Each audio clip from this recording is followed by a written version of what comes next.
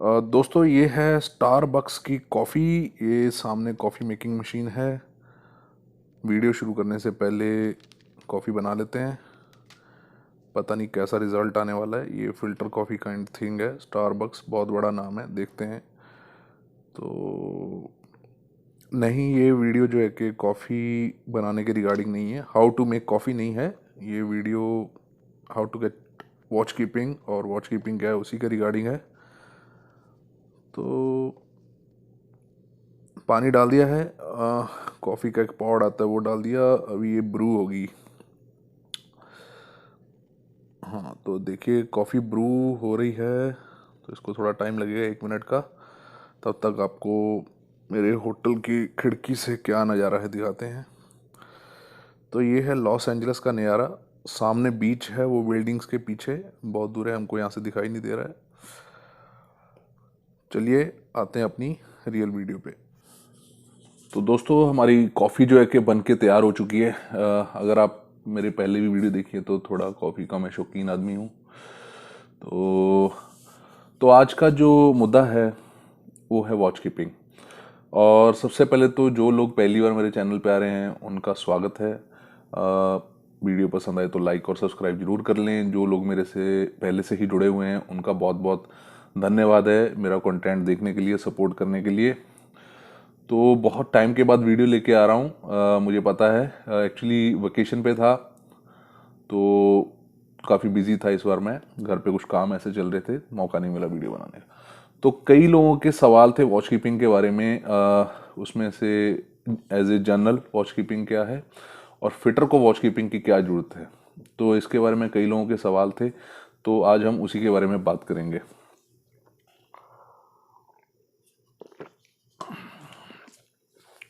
तो सबसे पहले जान लेते हैं कि वॉच कीपिंग क्या चीज़ है, ये क्यों चाहिए, है ना। तो आपको पता है जैसे कि जहाज में डेक एंड इंजन दो डिपार्टमेंट होते हैं। जहाज जो है कि 24 घंटे चलता है, मशीनरी चलती है, नेविगेशन हो रहा है, तो जहाज को हमको हमेशा वॉच रखनी है। भले ही वो ब्रिज में वॉच हो, भले ही वो इंजन रूम में हो, है ना। इंजन रूम में हो सकता है कि यूएमएस हो, मतलब कि अनमैन्ड मशीनरी स्पेसिस हो, वो जहाज इस तरह का हो कि आप उसको कुछ समय के लिए बिना वॉच के छोड़ सकते हैं, ऑटोमेशन होती है। तो लेकिन वॉच कीपिंग क्या चीज़ है? वॉच कीपिंग है कि जैसे रेटिंग्स की बात कर लें या फिर ऑफिसर्स की, तो ऑफिस क्या होते हैं कि वो इंचार्ज होते हैं वॉच कीपिंग में, है ना, किसी भी ऑपरेशन में। और रेटिंग जो आता है वो सपोर्ट लेवल में आ जाते हैं। तो हम कोई भी काम कर रहे हैं, हमारी मशीनरी चल रही है, तो उसको हमको समझ आना चाहिए कि अभी हमको इसका क्या देखना है। अगर आप रेटिंग में हो, अगर उसमें कुछ आपको गड़बड़ लग रही है तो आपको क्या एक्शन लेना है अपने लेवल पे। आपके लेवल के बाहर की बात होगी तो आपको अपने इंजीनियर्स को रिपोर्ट करना है। Same thing on deck. अगर आप नेविगेशन कर रहे हो, आप ट्रैफिक में हो, आपको देखना है कि सब स्मूथली चल रहा है।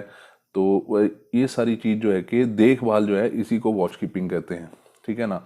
और ये क्यों चाहिए? एक तो जहाज की सही तरीके से चलने के लिए चाहिए कि आपके पास अगर सर्टिफिकेट है गवर्नमेंट का दिया हुआ, अथॉरिटीज का दिया हुआ, तो इसका मतलब ये है कि आप एक के ऊपर भरोसा किया जा सकता है कि आप ये काम कर सकते हो। सर्टिफिकेशन है जैसे कि हर चीज का होता है, ठीक है। और आपके लिए पर्सनली लेवल पे ये क्यों चाहिए? क्योंकि अगर आपको आगे प्रमोट होना है तो उसमें वॉच कीपिंग की जरूरत पड़ेगी। जैसे आप ट्रेनी ओएस या फिर ट्रेनी वाइपर, कंपनी के हिसाब से वाइपर या ओएस में ज्वाइन कर रहे हैं, आपको आगे एबी बनना है, पंप मैन बनना है, आपका ऑयलर बनना है, ठीक है ना। Even for going for exams, जैसे आप यूके, ऑस्ट्रेलिया या फिर न्यूजीलैंड जाएंगे, अगर आपको एग्ज़ाम वगैरह देने हैं तो वहाँ पे भी आपको वॉच कीपिंग की जरूरत पड़ेगी कि आपने इतना टाइम वॉच कीपिंग सर्टिफिकेट के साथ में जहाज पे काम किया है। तो ये सारी चीज़ों के लिए वॉच कीपिंग की जरूरत है। तो अभी वॉच कीपिंग जान लेते हैं कि कैसे निकलवाएंगे, ठीक है ना। तो उसकी रिक्वायरमेंट क्या है? सबसे पहले तो अगर आप डेक की रिक्वायरमेंट है कि आप जिस जहाज में काम कर रहे हो वो 500 जीआरटी से ज़्यादा होना चाहिए, ठीक है ना। तो मैं बात कर रहा हूँ सबसे पहले कि जिन्होंने प्री सी किया हुआ है, ठीक है ना। अगर आपने प्री सी किया है, 500 जीआरटी का शेप आपने किया है, तो आपको क्या है कि 6 महीने की सेल के बाद आपको टार बुक साथ में रखनी है, वो भरनी है। टार बुक कैसे भरनी है उसके लिए भी मैं एक वीडियो लेके आऊंगा, ठीक है ना। क्योंकि बहुत एजेंट्स हैं जो कि पैसा बहुत लेते हैं टार बुक, जो कि बहुत ही सिंपल चीज है, कुछ भी नहीं है उसमें, ठीक है ना। तो डेक वालों के लिए क्लियर हो गया, 500 GRT प्लस 6 मंथ सेल प्री सी के बाद, ठीक है ना। और इंजन रूम के लिए भी 750 किलोवाट आपके इंजन की जो है कि आउटपुट होनी चाहिए, पावर आउटपुट। अगर इतनी है तो 6 महीने सेल करना है टार बुक के साथ, उसको भरना है, भर के लेके घर जाना है, आप सबमिट करेंगे ऑनलाइन आपके सपोर्टिंग डॉक्यूमेंट्स के साथ में, तो आपको जो है कि वॉच कीपिंग मिल जाएगी, ठीक है ना। अगर आपने ओपन सीडीसी ले रखी है, तो अगर आपने मेरी पहली वीडियो देखी है तो मैंने बताया है कि ओपन सीडीसी अवॉइड करो भाई, ओपन सीडीसी के चक्कर में मत पड़ो।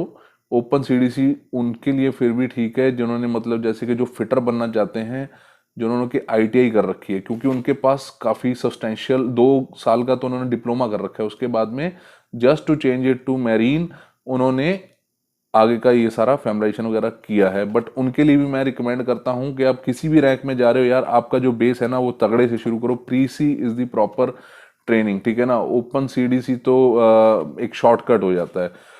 तो ओपन सीडीसी के क्या क्या घाटे हैं उसके लिए भी हम एक वीडियो बना लेंगे, ठीक है ना, डिटेल में। तो अगर आपने ओपन सीडीसी के माध्यम से आप जहाज पे आए हैं तो आपको 15 महीने सेल करना पड़ेगा टार बुक के साथ। तो यहीं पे आप देख सकते हैं मतलब कि 15 महीने आपको लगेंगे टार बुक लेने में, वॉच कीपिंग लेने में। उसके बाद में आपको COP लेना है, COP है सर्टिफिकेट ऑफ प्रोफिशिएंसी। उसके बाद में आपको जो है कि प्रमोशन मिलेगी ऑयलर की या AB की, ठीक है ना। तो ये सारी चीजें हैं वॉच कीपिंग के रिगार्डिंग में। अब आ जाते हैं कि COP में क्या करना है आपको। COP में बहुत ही सिंपल है। आपको एक बार वॉच कीपिंग मिल गई, उसके बाद में COP के लिए भी एक टार बुक आती है। वो टार बुक कहाँ से डाउनलोड होगी उसकी भी मैं वीडियो बनाऊंगा। तो अगर आपने 2012 से पहले अगर आपने वॉच कीपिंग ले रखी है तो ऑब्वियसली यार ये थोड़ा बेकार सा क्लॉज हो जाता है, ये शायद मेरे जैसे के ऊपर एप्लीकेबल हो जाता है, क्योंकि मैंने वॉच कीपिंग अभी रिसेंटली ली है, क्योंकि फिटर्स को भी आजकल वॉच कीपिंग मांगने लगे हैं। तो इसलिए मैंने अभी निकलवाई है, क्योंकि अदरवाइज मेरे लिए वो कोई यूज नहीं था, ठीक है ना। तो अगर 2012 के पहले अगर आपने वॉच कीपिंग निकलवा ली है तो फिर आपको सिर्फ 6 महीना सेल चाहिए। 2012 से लेके 2016 के बीच में अगर आपने सॉरी 6 महीना नहीं, 12 महीने अगर आपने सेल कर रखा है फॉर डेक गाइस, तो आपको जो है कि COP मिल जाएगा, ठीक है ना। तो अगर आपने 2012 के पहले वॉच कीपिंग नहीं निकाली है तो आपको यही काम 18 महीने में करना है और साथ में टार बुक भी भरनी है। इंजन रूम वालों के लिए ऐसा है कि वही सेम चीज, 2012 के पहले अगर आपके पास वॉच कीपिंग है तो आपको जो है कि 6 महीने लगेंगे। डेक वालों के लिए 12, 2012 से पहले जिन्होंने वॉच कीपिंग ली है उनके लिए 12 महीने। इंजन रूम वालों के लिए 2012 से पहले जिन्होंने वॉच कीपिंग ली है उनके लिए 6 महीने, ठीक है ना। अदरवाइज इंजन रूम वालों के लिए 12 महीने चाहिए टार बुक, अगर आपने 2012 के पहले नहीं ले रखी है। तो सिंपल चीज है, कुछ नहीं है इसमें ज्यादा, ठीक है ना।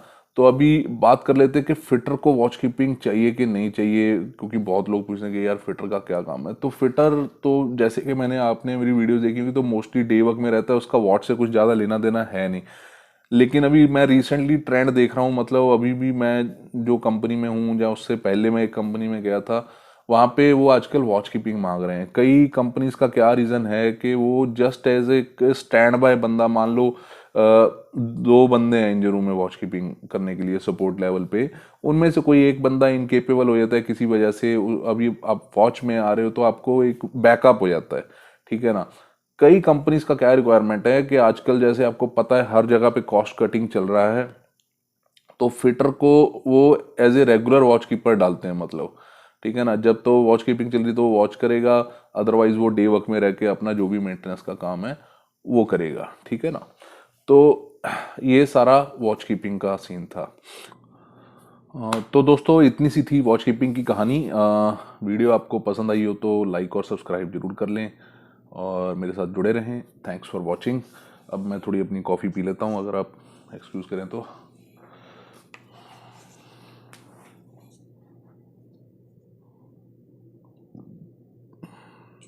The vaccine and your previous of the